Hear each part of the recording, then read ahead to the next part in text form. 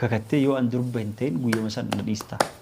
Guys, Na ariita mana keetti. seeduun feeraa kan akkuma Naan jettee argitanii sargillee naa godhisiin jedhu ni kabana hidhii mana waan nagalfadhu. ani haasaa ture Jajjattuu cufa hin sanaa dubbuutti. keessanitti akkamitti akka hin haasaa Subhanallah. Carraa dubartii ni qaba. Ageessa miti. Dubartoonni akka roonna jaalatti waan kanaan beeku. An bareedee garuu yookaan bakki itti mallaqa na waaddeetiin ajaa'ibde takka eessatti seetanii dubartoonni.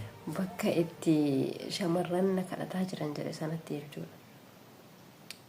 Lana garuu dhugaadhuma jechuudha. Nama hin gaddisiisu nama gaddisiisa bareennaa innaa xiqqootti yaadanii too jedhanii na bakka gaafa akkas bijaama dhaanfaa dhaqee raawwatee algaarra taa'ee as galgalatee achi gangalatee ayyuu sun nama hin gaddisiisu baay'ee takka nama gaddisiisa jechuudha.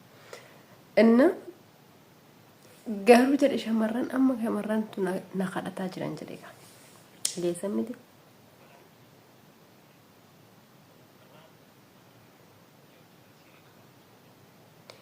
Siirii qaba niititti kaleessattu siirii qaba jedhee ni bar siirii qaba itteen silaa yoo inni hin bareeduma waan qabu siirii qaba kanaafidha kanaaf akkana dubartiin itti maraattii jette intarneettiin jechuudha. Argitanii Sumayyaa maalin isiniin jedhe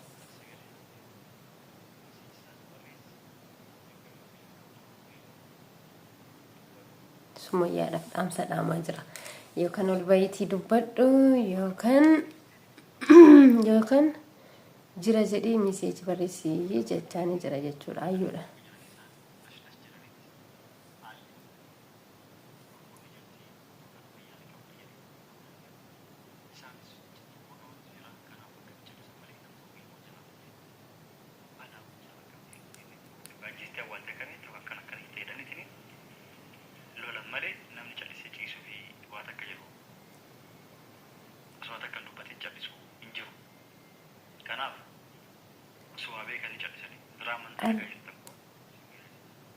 Argitanii waan kana anillee yaadan ture jechuudha dhugaa dubbachuudhaaf maatiin ayyuu akkamitti callisan gara biraatiin hin jirtu jedhan anamma yeroo baay'ee hin daawwalaa fi yoo hin daawwaleef jechuudha innaan gaafadhe hin jirtu hin argine naan jedhan soba hojjettan isinitti hin argisiisa jechuudha intin isaanii kaleessa isinitti himeen ture miti nama hunda isaanii dubbisaa akkan jiru isinitti himee hatta seedoo dubbisaa tan jira jechuudha.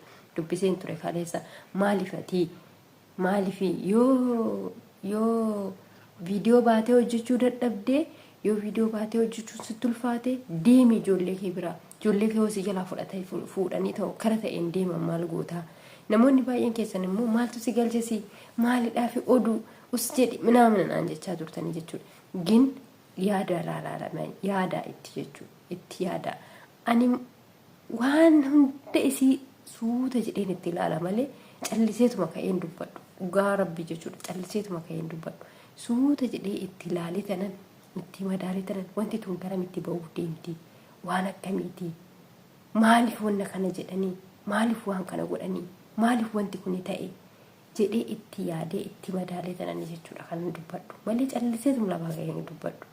Ani akkuma dura isinaan jettanii jaartii naan jechaa turtanii miti ani nama lafa bubbulee yaa jamaat keera. Nama lafa bubbule waan yaadullee suuta jedheetiin yaada jechuudha. Namni lafa bubbule kuni suuta jedhee yaada waan yaadu. Isinii galte.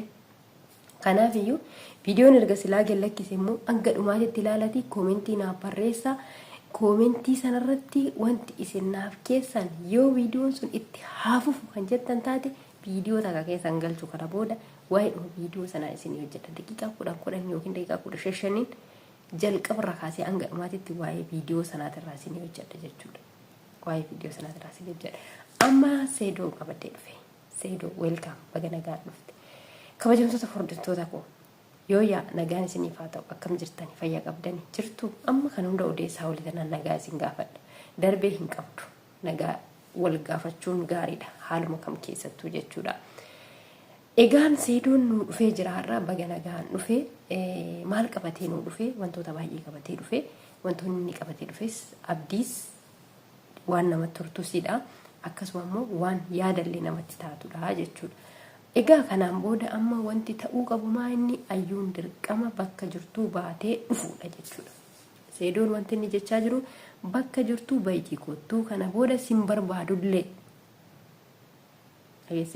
Kana booda ani sin barbaadullee eessa jirtallee jedhee sin gaafadhu. Hanga guyyaa muraasaa keessatti dhuftee raawwattee yookiin miseejii naa barreessite yookiin immoo chaanaalii qabdaa gara chaanaala kee irratti ol baatee kunoo jira rakkoon ani deemeef kanadha rakkoon ani rakkadhe kanadha yookiin sin barbaadu jaalala kee hin qabu yookiin immoo rakkina kana na mudate waa'ee rakkoo kanaatiif sirraa fagaadhe waa'ee rakkoo kanaatiif si faana jiraachuu hin barbaanne jedhiitii ol ba'iitii dubbadhuudha kan inni jedhu. Nutis kan nuti barbaannu kanadha jechuudha. Amma kunoo Saidoon ammadha jechuudha. Waan bareedduu kan nu qabatee dhufe ammadha jechuudha. Isa dura baddee maaloo jedha sana miti. Amma waan bareedduu nu qabatee dhufe. Dirqama ayyuun ol baatee dubbachuu qabdi jechuudha. Dirqama bakka kam lubbuudhaan ni jirti miti ni jirti jedhamee jira. Lubbuudhaan ni jirti ni jirtidha. Eenyumtuu bareera akka lubbuudhaan jirtu jechuudha. Lubbuudhaan jiraachuu ishee. Kanaaf iyyuu dirqama chaanaalii ishee irratti ol baatee asan jirattee viidiyoo tokko hojjettee nu beeksisuu qabdi. Nutis qalbiin nu dhaabbattee jirti. Innis immoo haala baay'eedhaan rakkataa jira. Baay'ee aga fedhillee hoo ta'e keessi namaa amma takka inuma of shakka inuma of sodaata. Namoota baay'ee shakkama. Amma sababa isheetiin kan qabate Iyyaasuun shakkama, Wabiin shakkama, akkasuma eenyu maqaan isaa mucaan sun inni sunis shakkama. Jidduu kana keessatti namoota baay'eedha jechuudha kan wal fixaa jiru. Namoota baay'eedha. Wabiin maal jedhee madaanii harree takkarra jirtu cirriitu fi maal godha jedhe joo dhageen ture viidiyoo isaa keessatti. Mucaan sun akka ilma jaarsatti mammaaksa jaallata joo dhugaa dubbachuudhaaf mammaaksa jaallata. Dubbiin dubartiidhaan kaate hin dhaabattu jedhee immoo aboo intalli takkittiin bar maqaa nu balleessite yaajamaa. Intalli takkittiin maqaa nu balleessite jechuudha. Dubartii jedhamnee waamamne nuti hundi keenya iddoo takkatti qabamne jechuudha. Argitanii maal akka nu goote ayyuu. Hundi keenya walitti qabdee nu awwaalchiste jechuudha. Hunda keenya madaa harree nu taasiste. Madaa harree taane bar. Madaa harree taane. Argitanii isii silaa dhaggeeffattanii qalbeeffattaniiti.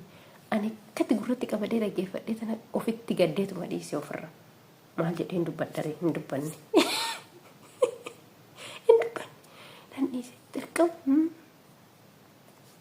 Nan dhiise.